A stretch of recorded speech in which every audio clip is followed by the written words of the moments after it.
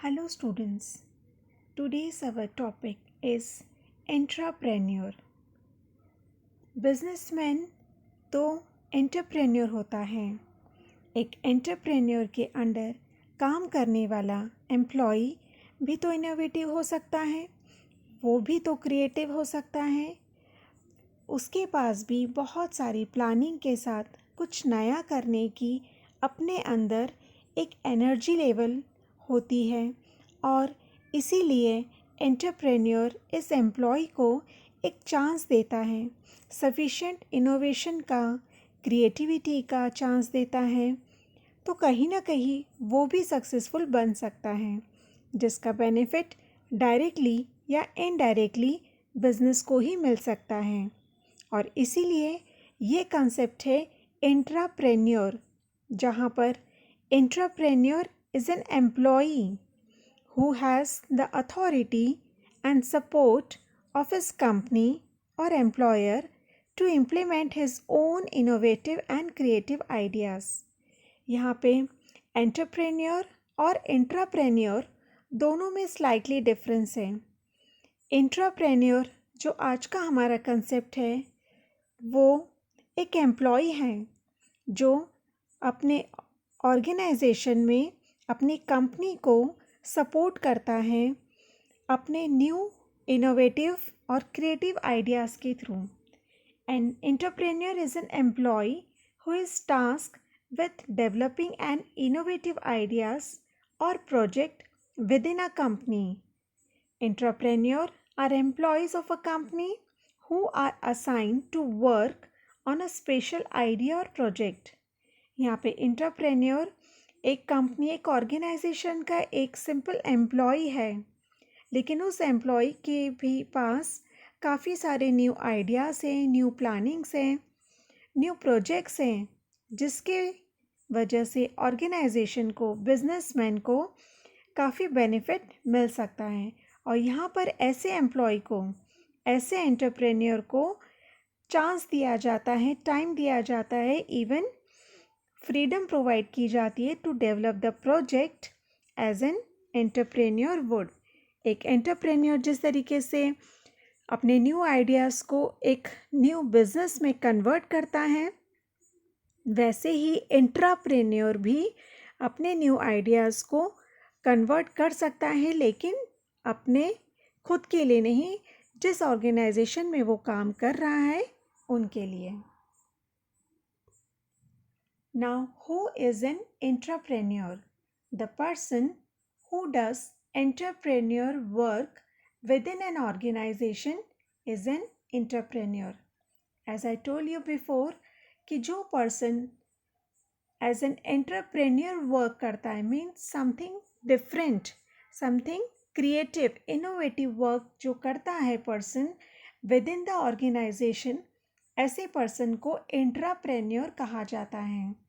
And the process by which he और she affects changes entrepreneurship, और उस employ की वजह से जो भी new effects, new changes, new plannings organization में अडॉप्ट की जाती है, उसे कहा जाता है entrepreneurship. Thus entrepreneurs are called as employed entrepreneurs.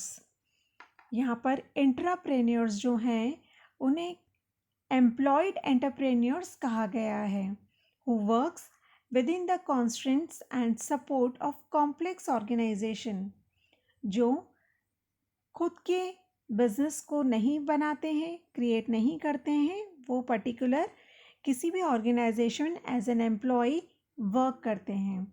There work take place within the context of organizational responsibilities and relationship.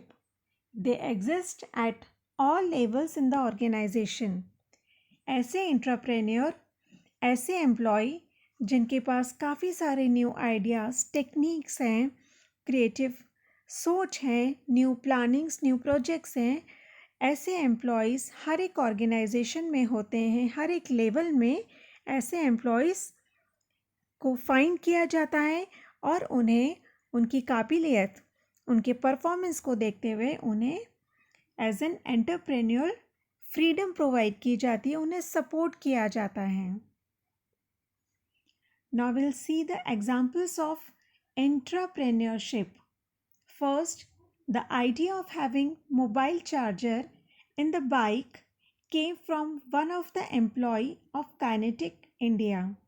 Kinetic India जो organization है, उस organization में एक सिंपल से एक एम्प्लॉय की सोच, उसके एक न्यू आइडिया की वजह से मोबाइल चार्जर बाइक में क्रिएट किया गया.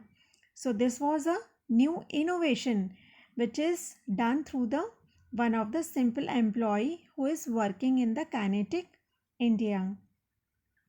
Second example, Sony PlayStation was created by a junior member of one of the staff of Sony Corporation. Sony Corporation is an organization जहाँ पर एक जूनियर मेंबर जो स्टाफ है उस जूनियर मेंबर की इनोवेटिव आइडिया की वजह से सोनी प्ले स्टेशन क्रिएट किया गया. So here a junior employee, a junior member, वो कहलाएगा यहाँ पे entrepreneur. Third example, the like button on Facebook was a brainchild of an employee of Facebook. The company provides a platform to its engineers and coders to create and develop innovative ideas. यहाँ पर भी जो Facebook company है, organisation है, वहाँ पर भी एक एम्प्लॉय के कहने पर, एक एम्प्लॉय के न्यू इनोवेटिव आइडियाज़ की वजह से लाइक बटन को क्रिएट किया गया, जिसमें काफ़ी सक्सेस मिला है और ये सक्सेस मिल रहा है ऑर्गेनाइजेशन को. लेकिन जिस पर्सन ने, जिस एम्प्लॉय ने ये लाइक बटन फेसबुक में डालने के लिए आइडिया दिया है, वो पर्सन कहलाता है intrapreneur. Features of intrapreneurship. An intrapreneur thinks like a entrepreneur. यहाँ पे जो इंट्राप्रेन्योर है, जो एम्प्लॉय है, वो हमेशा एक हाई थिंकिंग रखता है, just like an entrepreneur, looking out for opportunities which profit the organization. जहाँ पे उस एम्प्लॉय को कुछ अपॉर्चुनिटीज़ मिल सकें और उस अपॉर्चुनिटीज़ को वो कन्वर्ट कर सके ऑर्गेनाइजेशन के प्रॉफिट के लिए. Entrepreneurship is a novel way of making organizations more profitable, where imaginative employees entertain entrepreneurial thoughts. यहाँ पर भी एंटरप्रेन्योरशिप वो है जो ऑर्गेनाइजेशन को ज़्यादा से ज़्यादा प्रॉफिट प्रोवाइड करने के लिए अपना 100% प्रोवाइड करते हैं कुछ डिफरेंट न्यू इनोवेटिव आइडियाज़ के through. It is in the interest of an organization to encourage entrepreneurs. हर एक ऑर्गेनाइजेशन में ऐसे एम्प्लॉयज़ होते ही हैं, बस उन्हें सर्च करके, उन्हें चांस दे के, उन्हें फ्रीडम प्रोवाइड करके उनके आइडियाज़ को सपोर्ट करना, रिस्पेक्ट करना और उसे अप्लाई करना, जिसकी वजह से डेफिनेटली ऑर्गेनाइजेशन को बेनिफिट मिलता है. Entrepreneurship is a significant method for companies to reinvent themselves and improve performance. Definitely, ये concept entrepreneurship का it is very important method for every company, जिससे कि organization के performances में improvement होगा, success होगा, growth होगा and definitely development होगा. Now we will see the slightly difference between the entrepreneur versus intrapreneur. First, before explaining the points, again I will tell you the meaning of entrepreneur. Now, who is entrepreneur? An entrepreneur is a person who searches for changes and respond to it by starting an enterprise. यहाँ पर एक entrepreneur, एक जो person है, वो हमेशा कुछ नया सर्च करता है और उस सर्च के बेसिस पर वो अपना एक न्यू एंटरप्राइज को स्टार्ट करने में अपना फुल 100% प्रोवाइड करता है. An entrepreneur introduces new ideas, carries on new activities, coordinates the factors of productions and describes how the business should run. यहाँ पे एक एंटरप्रेन्योर न्यू आइडियाज़ इंट्रोड्यूस करता है, एक्टिविटीज़ फाइन करता है, उससे रिलेटेड रिक्वायरमेंट्स क्या हैं प्रोडक्शंस के लिए वो अवेलेबल करवा के फाइनली अपने बिजनेस को स्टार्ट करता है. ऐसे पर्सन को कहा जाता है एंटरप्रेन्योर. इसी के जस्ट अपोजिट होता है इंट्राप्रेन्योर, जो कि intrapreneur is a system in which an employee to act like a entrepreneur within an organisation. Entrepreneur are self-motivated, proactive, and action-oriented people who have leadership skill and think outside the box. यहाँ पर ये entrepreneur एक employ होते हैं organisation में और वो कुछ हट के सोच के अपने थिंकिंग को सामने लाते हैं और ऑर्गेनाइजेशन को बेनिफिट प्रोवाइड करते हैं. Now the difference. First point, entrepreneur is employer and intrapreneur is employ. यहाँ पर एंटरप्रेन्योर खुद का बिजनेस स्टार्ट करते हैं with their own innovative ideas और यहाँ पर इंट्राप्रेन्योर भी कुछ इनोवेटिव आइडियाज़ के थ्रू काम करते हैं, लेकिन अपने खुद के बिजनेस के लिए नहीं, जिस ऑर्गेनाइजेशन में को वो काम कर रहे हैं उस ऑर्गेनाइजेशन को वो आइडियाज़ प्रोवाइड करते हैं. That is why intrapreneur is employ. Entrepreneur independent in operation because they run their own business.